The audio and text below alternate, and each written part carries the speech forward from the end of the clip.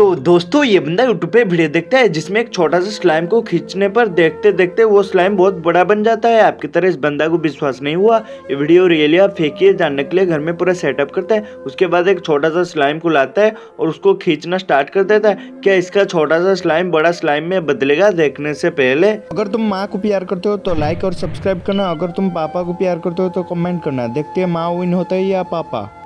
Final इस बंदा का छोटा सा स्लाइम बड़ा स्लाइम में बदल गया है। ये कितना जबरदस्त ट्रिक, भले भले।